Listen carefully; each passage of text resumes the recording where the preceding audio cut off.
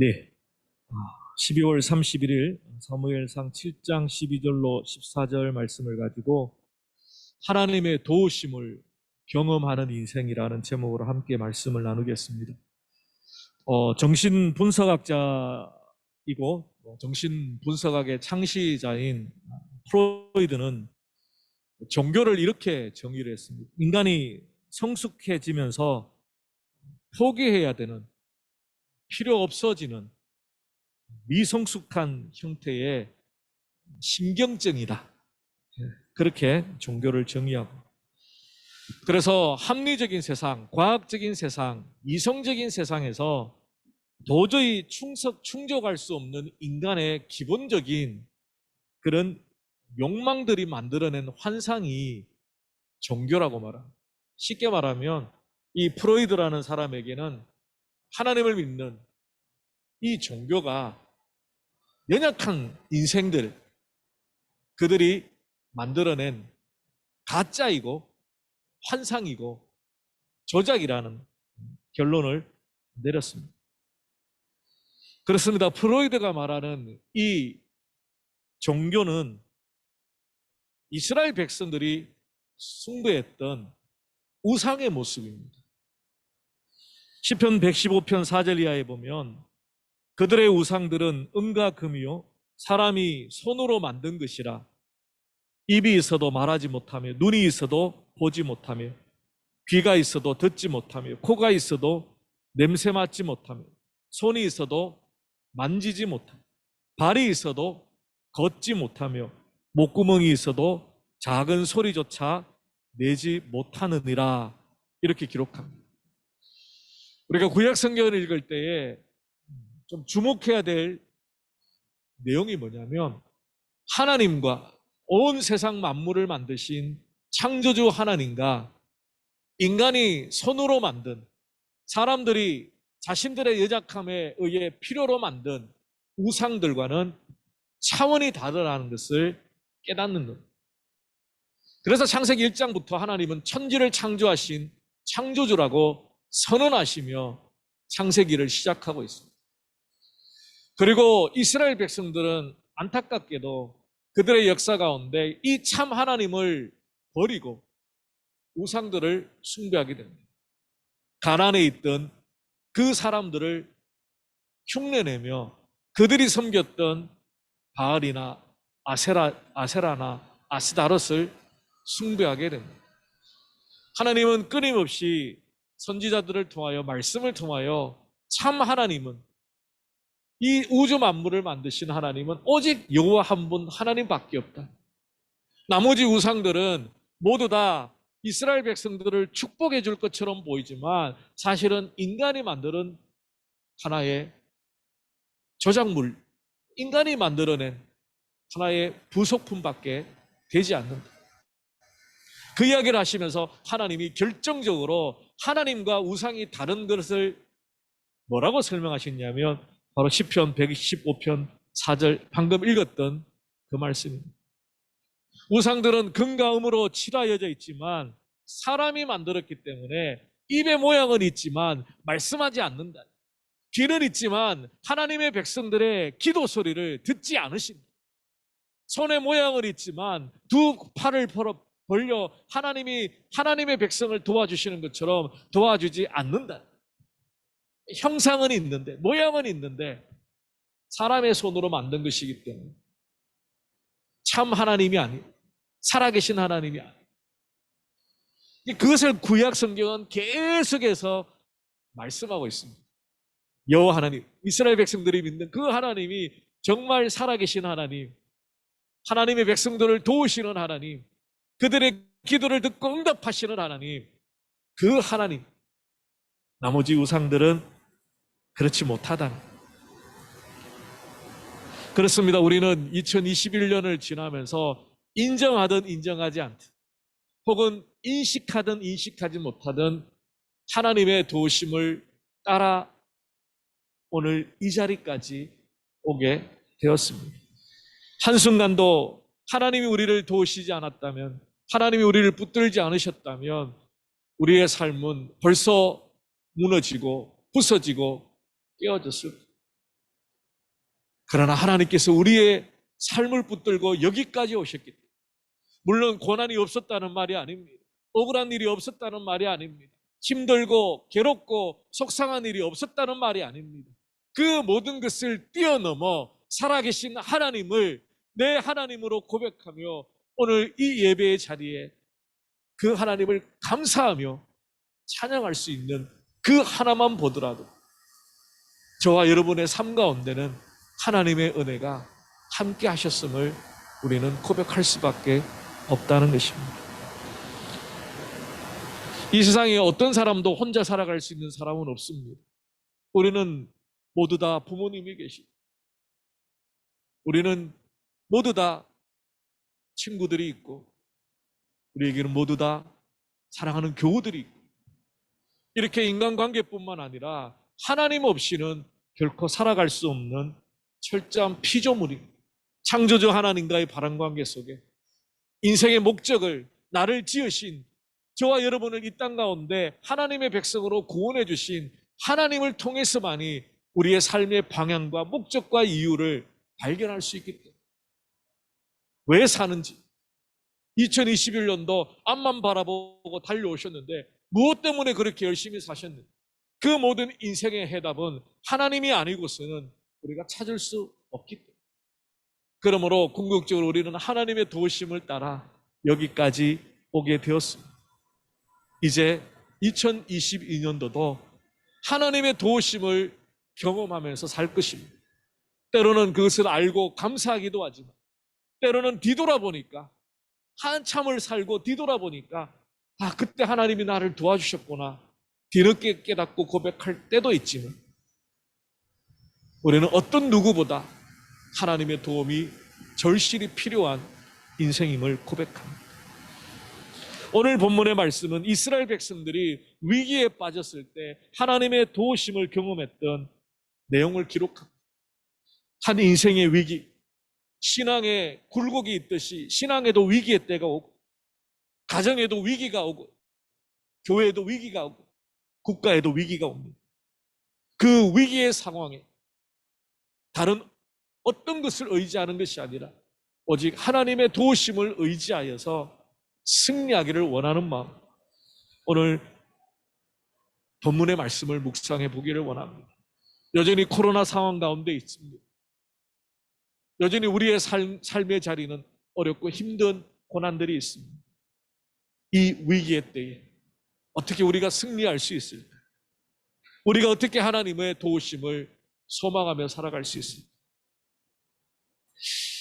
오늘 본문의 배경을 잠시 설명을 드리겠습니다. 엘리 제사장 가문이 망하게 되고 하나님은 사무엘 선지자를 이스라엘에 세우십니다. 근데 이스라엘 백성들은 점점 우상을 숭배하며 타락의 길로 가게 됩니다. 사무엘상 4장에 보면 이스라엘 백성들이 블레셋 사람들과 전쟁을 하게 되는데, 하나님의 법궤를 가지고 가면 전쟁에 이길 줄 알았는데 전쟁에서 크게 패하고 법궤마저 빼앗기게 됩니다. 이 법궤를 빼앗았던 블레셋 사람들이 이 법궤를 가지고 아스도스로, 가드로, 에그론으로 옮겨 다닙니다. 하나님의 능력으로 법궤가 가는 곳마다 하나님의 영광이 나타나니까 두려워서 블레셋 사람들이 이리저리 돌리기 시작해요. 7개월을 블레셋 지방에 있다가 드디어 이스라엘로 돌아옵니다. 그런데 베세메스 사람들이 하나님의 법궤를 들여다보다가 하나님의 거룩하심 앞에 징계를 받게 되죠. 그래서 기한 여림으로 보냅니다. 기한 여리 사람들에게 보내어버려요.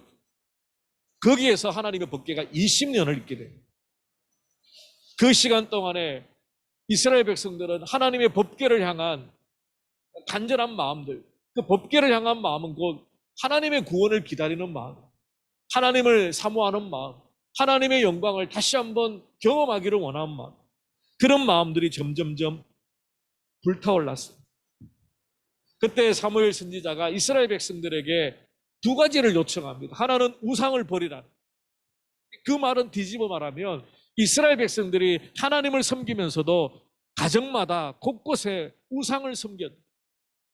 이방신들과 아스다롯이라는 신을 버리라고 말하는 명령이 첫 번째고, 두 번째는 온 마음을 다해 하나님만을 향하고 하나님만을 섬기라는 거예요. 뒤집어 말하면 이스라엘 백성들이 하나님만을 향하지 않고 하나님만을 진심으로 사랑하지 않고 자꾸만 한눈을 파는, 자꾸만 다른 우상들에게 눈길을 주고 그 우상이 나를 축복해 줄 것 같은, 나를 정말 행복하게 만들어 줄 것 같은 그런 유혹들을 받기 시작했기 때문에 하나님을 섬기면서도 우상을 섬겨, 그것을 사무엘 선지자가 단도직입적으로 회개를 촉구하고 우상들을 다 버려라, 그것을 완전히 제거하지 않고 여전히 마음속에 품고 있다면 진심으로 하나님을 섬기고 사랑할 수 없다. 그리고 여러분이 잘 아는 것처럼 사무엘 선지자 미스바라는 지역에 이스라엘 백성들을 다 모아놓고 하나님 앞에 회개의 기도를 드리며 회개의 제사를 드립니다. 그때 블레셋 군사들이 이스라엘 백성들이 모여있다는 소식을 듣고 군사들을 이끌고 치기 위해서 올라옵니다. 그때 하나님께서 큰 우레를 내려서 블레셋 군사들을 다 쫓아냅니다. 우왕좌왕하는 그들을 이스라엘 백성들이 아무런 군사 준비도 훈련도 없이 쫓아가서 다 무찔러버립니다. 그리고 나서 사무엘 선지자가 돌을 하나 구에다가 세우고 오늘 12절과 같이 말합니다. 여호와께서 여기까지 우리를 도우셨다. 그 이름을 에벤에셀이라. 에벤에셀이라는 뜻 자체가 도움의 돌이라는 뜻입니다. 도움의 돌. 그러니까 오늘날 같은 경우에는 뭐 그럴 경우가 없지만 구약 성경이 기록되어졌던 고대 근동에서 그 이스라엘 백성들이 하나님의 놀라우신 은혜를 계속해서 기억하기 위해서 사용했던 방법 중에 하나가, 그러니까 시각적으로 그것을 볼 때마다 리마인드 할 수 있는 시각적인 장치를 만들었습니다. 그 대표적인 게 바로 돌을 세우는 겁니다. 예를 들면 여러분 잘 아는 것처럼 이스라엘 백성들이 요단강을 건너 약속의 땅으로 들어갈 때 그 요단강이 갑자기 멈추어서 그 요단강 한복판에 있던 돌 12개를 주워다가 강 건너편에 세워두게 됩니다. 그리고 이렇게 말합니다. 이것이 너희 중에 표징이 되리라.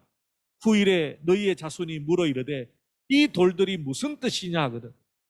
그들에게 이르기를 요단물이 여호와의 언약궤 앞에서 끊어졌나니 곧 언약궤가 요단을 건널 때에 요단물이 끊어졌으므로 이 돌들이 이스라엘 자손들에게 영원히 기념이 되리라 하니라.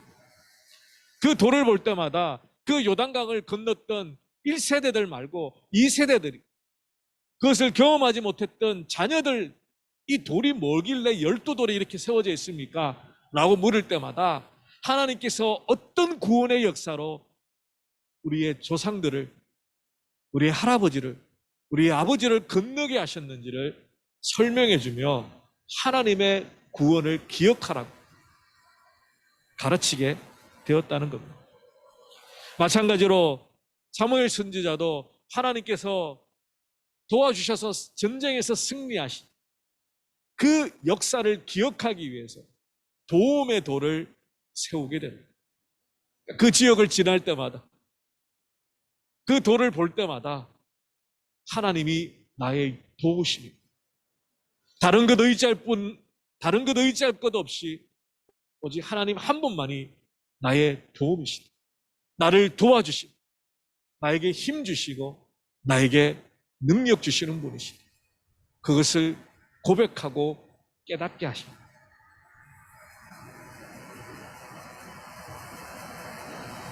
저는 오늘 본문을 묵상하면서 마음속에 영원히 남는 단어가 하나 있습니다. 여기까지 도우셨다. 하나님이 나의 도움이시다 라고 끝나지 않고 하나님이 여기까지 도우셨다 라고 고백하며 돌을 세웁니다. 여기까지라는 의미가 무엇일까? 첫 번째는 장소적인 의미가 먼저 있습니다. 미스바에 모여있던 이스라엘 백성들을 치기 위해서 군사를 이끌고 왔던 블레셋 사람, 하나님의 큰 우레로 말미암아 오늘 본문에 보니까 어지럽게 되었다라고 말하죠. 10절에 어지럽다라는 이 단어 자체가 동요하게 만들다, 몰아내다, 파괴하다, 부습들이다, 괴롭히다, 이런 뜻이 있습니다. 그러므로 하나님이 내리신 우레 때문에 이스라엘 백성들은 전쟁 한번 하지 않고 블레셋을 이길 수 있었습니다. 가끔 멜번도 천둥 번개 치면 무섭잖아요. 깜짝깜짝 놀랍니다. 그런 우레를 하나님이 내리시니까 블레셋 사람들이 이스라엘 백성들을 치르려고 왔다가 오히려 겁을 먹고 도망을 가게 됩니다. 그런데 11절에 보니까 백갈 아래까지 쫓아갔다라고 지명을 기록합니다. 이 백갈이라는 곳이 어딘가 보니까요, 예루살렘에서 서쪽으로 6km 떨어진 곳입니다. 미스바는 예루살렘에서 북쪽으로 12.9km 떨어진 곳입니다. 미스바에서 백갈까지 블레셋이 도망을 갔다는 거예요. 우리는 잘 감이 안 오잖아요. 미스바에서 전쟁 도구도 변변찮게 마련되어 있지 않고 그저 하나님 앞에 기도하러 모였던 이스라엘 백성들이 완전 무장을 하고 쫓아왔던 블레셋을 백갈까지 쫓아갔다라고 기록한 것이 무슨 크게 감흥이, 이게 뭔가. 그렇지만 이 본문을 받아들였던 1차 독자들, 이스라엘 백성들, 특별히 이 전쟁 상황을 경험했던 사람들에게, 야, 우리가 아무 전쟁의 준비 없이 하나님의 도우심으로 블레셋을 백갈까지 우리가 무찔렀어 라는 것은 엄청난 하나님의 도우심을 나타내는 의미입니다. 하나님께서 도우셔서 그 완전 무장하여 쳐들어왔던 블레셋 사람들을 백갈 아래까지, 여기까지 하나님이 도우셔서 우리가 승리하였다. 이것은 공간적으로도 하나님이 얼마나 큰 승리를 이스라엘 백성들에게 주셨는가, 하나님의 도우심이 얼마나 크신 승리였는가, 하나님의 능력이 어디까지 미치는가, 그것을 공간적으로 보여주는 것이 여기까지라는 거예요. 두 번째 여기까지는 시간적인 의미를 담고 있습니다. 강대국이었고 군사적인 파워를 총동원하여서 쳐들어왔던 블레셋 군대 앞에서 구원을 얻었던 이스라엘 백성, 사무엘 선지자와 이스라엘 백성들이 돌을 세워서 여기까지라고 말할 때 그 여기까지는 시간적인 의미죠. 시간적인 의미라는 것은 블레셋이 만약 쳐들어와서 다 무찔렀다면, 그래서 이스라엘이 패망하였다면 여기까지라는 고백을 할 수가 없어요. 하나님의 능력으로 승리하였기 때문에, 그래서 블레셋을 다 무찌르고 여기까지 인도하셨다라는 것은 바로 오늘 생명이 하나님께 달려있다, 하나님의 은혜와 능력으로 내 생명이 연장되었다, 지금 여기 돌을 세우고 하나님이 도와주셨다라고 고백할 수 있는 것, 그것은 바로 오늘 지금 여기까지 하나님이 나를 붙들고 오셨다라는 신앙의 고백이죠. 그러므로 사무엘 선지자가 여기까지 도우셨다라는 것은 우리의 생명이, 우리의 존재가, 우리의 인생이, 우리의 미래가 하나님의 손에 달려있음을 인정하는 시간적인 고백이라는 것입니다. 세 번째 여기까지는 영적인 의미가 있는 것 같습니다. 비록 이스라엘 백성들이 바알과 아스다롯을 섬기고 죄악을 범했지만 하나님이 그들을 즉시 심판하지 않았습니다. 오히려 선지자를 보내시고 회개를 촉구하시고 하나님은 여전히 기다렸습니다. 이스라엘 백성들도 한편으로는 우상을 섬기면서도 한편으로는 블레셋의 압제 때문에 하나님을 향한 갈망들이 일어나기 시작했습니다. 그리고 사무엘 선지자의 권면을 따라 미스바에 모여 금식하며 회개하였을 때 하나님의 도우심을 경험합니다. 그러므로 여기까지라는 영적인 의미는 어떻게 보면 어떤 제약을 범할, 이스라엘 백성들이 어떤 우상 앞에 춤을 추든 어떤 정도로 망가졌던, 어떻게 밑바닥으로 떨어졌던 상관없이 그들이 회개하고 하나님 앞에 돌아오면 하나님은 여기까지 도우신다. 그 여기까지라는 것은 어떤 하나님의 은혜의 무한정을 말하는 거죠. 리미트가 없다는 거예요. 그런 이스라엘 백성들이라 할지라도 하나님 앞에 회개하며 하나님 앞에 나왔을 때 하나님은 또 도와주십니다. 우리가 회개하고 하나님 앞에 항복하고 하나님의 도우심을 간구할 때마다 하나님은 또 도와주십니다. 속을 줄도 알고. 우리 참 그런 하나님 앞에 약속 서원들 많이 하잖아요. 저도 그렇게 많이 하나님을 어떻게 보면 속였죠. 하나님 이번만 도와주시면, 하나님 이번만 합격하게 해주시면, 하나님 이번 문제 이것만 해결해 주시면 제가 하나님 이렇게 섬기겠습니다. 제가 하나님 이렇게 최선을 다하여 충성하겠습니다. 하나님 속을 줄 알면서도 우리의 기도를 응답해 주십니다. 그러므로 여기까지라는 것은 하나님의 한량없는 그 이스라엘 백성들을 그 우상 가운데 여전히 춤추며 우상을 섬기고 있는 그들을 또 도와주시고 큰 승리를 이루게까지 하시는 그 하나님의 은혜를 나타냅니다. 그러므로 우리가 고백할 때 하나님이 여기까지 도우셨다. 이 코로나 상황 가운데서도 어려운 가운데서도 오늘 여기까지 저와 여러분을 도와주셨던 하나님, 그 하나님이 이제 또 내년 또 후내년 여러분의 평생의 삶 가운데 도움의 돌이 되어 주실 것입니다. 오늘 본문 13절에 보니까 블레셋 사람들이 굴복하여서 다시 이스라엘 지역 안에 들어오지 못했다. 사무엘 선지자가 살아있는 동안 하나님이 블레셋 사람을 막으셨다. 빼앗겼던 성읍들을 다 되찾았다라고 말합니다. 이 구절의 두 가지 키워드는 회복과 평화입니다. 회복과 평화. 에베네셀의 하나님을 경험했던 이스라엘 백성들이 누리게 된 결과는 회복이었고 평화였습니다. 하나님이 저와 여러분을 도와주시는 궁극적인 이유는 이 세상에서 잘 먹고 잘 사는 평안하고 안락한 삶을 위해서 하나님이 도와주시는 게 아닙니다.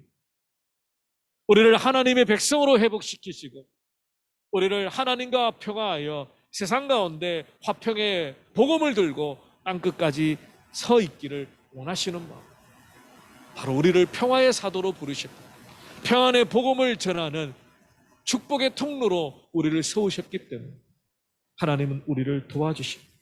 물론 하나님의 자녀이기 때문에 저와 여러분이 인생의 고난의 길을 갈 때마다 하나님이 도와주십니다. 하나님이 힘을 주십니다. 하나님이 고쳐주십니다. 하나님이 회복시켜 주십니다. 그러나 궁극적으로 도움의 하나님, 우리를 도우시는 그 하나님을 경험하며 우리가 회복하고 또 하나님과 평화, 세상 가운데 평안의 복음을 전하는 그 사명을 누리는 저와 여러분이 되는 2022년도가 되기를 원합니다. 제가 존경하는 모교 선배님의 페이스북 글을 오늘 우연히 보다가 좀 마음에 남는 내용이 있어서 함께 나누려고 합니다. 미국의 한 심리학 교수가 가난한 슬럼 지역에 있는 210명의 아이들을 대상으로 오랜 시간 그 아이들의 이력을 분석하면서 연구를 했다고 합니다. 대부분의 아이들이 학습장애나 사회적인 부적응, 폭력 사건에 연루되거나 마약이나 가난이 계속해서 대물림, 그런 불행한 삶을 살고 있었습니다. 근데 예외로 정상적인 상류층의 아이들보다 더 성공한 72명의 아이들을 발견하게 되었다. 이 72명의 아이들은 왜 똑같은 삶의 자리, 똑같은 슬럼가인데 왜 다른 삶을 살고 있을까? 이분이 추적을 해보니까 공통적인 결론이 있었습니다. 그 결론이 뭐냐면 그 아이들 주변에는 한 명 이상의 자신을 알아주는 사람이 있었던 거예요. 그들의 불행의 늪에서 헤어나게 해줄, 격려해주고, 공감해주고, 위로해줄 한 사람, 그 한 사람이 있었다는 겁니다. 물론 그들이 다 크리스찬이라는 말이 아닙니다. 그냥 그런 상황 가운데도 자기를 믿어주는, 자기를 격려해주는, 너가 반드시 성공할 거라고 내가 믿는다 라고 칭찬해줬던 그 한 사람이 있었기 때문에 조건이나 능력이나 외모 같은 것들을 따지지 않고 그들이 가졌던 외로움이나 불안을 이해해주고 위로해주고 책망하지 않고 끝까지 같은 편에 지어줬던 최소한 한 사람이 있었기 때문에 그